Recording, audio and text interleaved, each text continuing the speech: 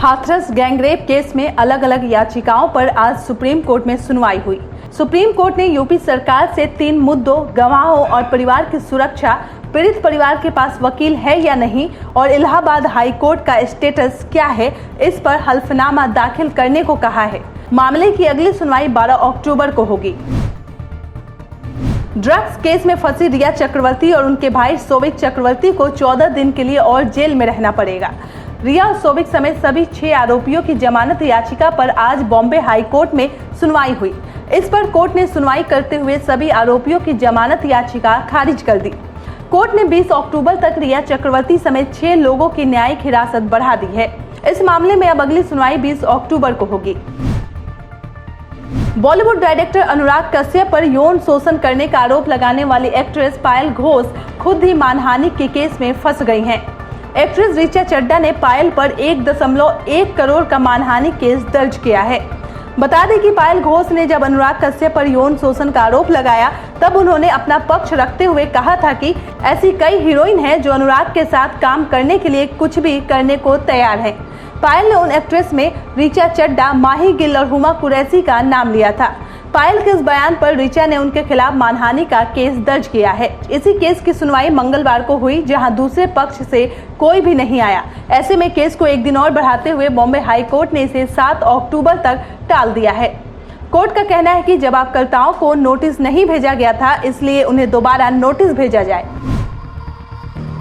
हाथरस की घटना को लेकर कांग्रेस नेता राहुल गांधी ने कहा है कि पूरे देश को मारा जा रहा है, मुझे धक्का लगना कोई बड़ी बात नहीं है। राहुल बोले कि अगर किसी के बेटे या बेटी की हत्या कर दी जाए, फिर माँ बाप को बंद कर दिया जाए और डराया जाए कि सब चले जाएंगे, हम ही बचेंगे, इसी वजह से मैं हाथरस में इंसाफ दिलवाने गया और परिवार के साथ खड़ा रहना जरूरी था। बसपा प्रमुख मायावती ने सिलसिलेवार कई ट्वीट कर योगी सरकार पर निशाना साधा है। मायावती ने कहा है कि हाथरस कांड की आड़ में विकास को प्रभावित करने के लिए जातीय और सांप्रदायिक दंगा भड़काने की साजिश का विपक्ष पर लगाया गया यूपी सरकार का आरोप सही है या चुनावी चाल, यह समय बताएगा। किंतु जनमत की मांग है कि हाथरस कांड के पीड़ित परिवार को न्याय दिलाने पर सरकार ध्यान केंद्रित करे तो बेहतर है। मुख्यमंत्री अरविंद केजरीवाल ने कहा कि दिल्ली में कोरोना वायरस के चरम पर पहुंचने का दूसरा चरण बीत चुका है और स्थिति को काफी हद तक नियंत्रण में कर लिया गया है। केजरीवाल ने कहा कि दिल्ली सरकार ने संक्रमण का तेजी से पता लगाने के लिए परीक्षणों में वृद्धि की है। मुख्यमंत्री ने कहा कि अस्पतालों में अब 10,000 से अधिक बेड खाली हैं। उन्होंने कहा, मुझे उम्मीद है कि दूसरा चरण भी धीरे धीरे बीत जाएगा। झारखंड में कोरोना को लेकर आई ताजा रिपोर्ट के मुताबिक बीते 24 घंटों में 816 कोरोना पॉजिटिव मरीजों की पुष्टि हुई और इस दौरान 5 लोगों की मौत हो गई। इसके साथ ही राज्य में कुल 88,000 से ज्यादा पॉजिटिव केस हो गए हैं। इनमें से 10,436 सक्रिय मामले अभी भी बने हुए हैं। वहीं 747 लोगों की मौत हो चुकी है।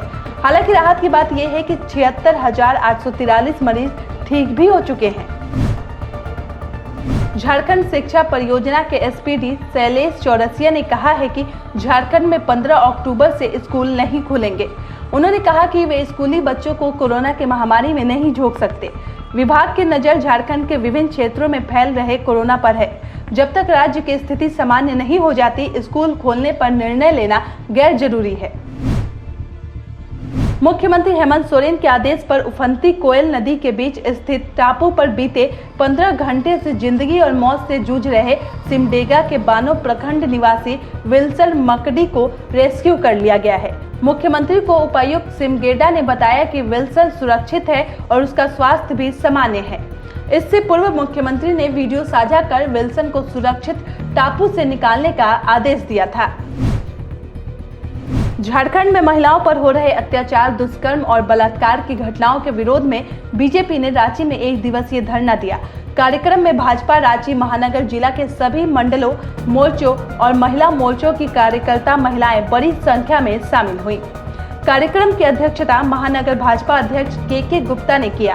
कार्यक्रम को संबोधित करते हुए राज्य के सांसद संजय सेठ ने कहा कि पिछले 9 महीने की हेमंत सोरेन की सरकार में राज्य की महिलाओं पर अत्याचार, दुष्कर्म और बलात्कार की 1200 से अधिक आपराधिक मामले दर्ज किए गए हैं। उन्होंने कहा कि सरकार कुंभकर्णी नींद में सो रही है और महिला सुरक्षा को ताक पर रख दी गई है। इससे झारखंड शर्मसार होता है।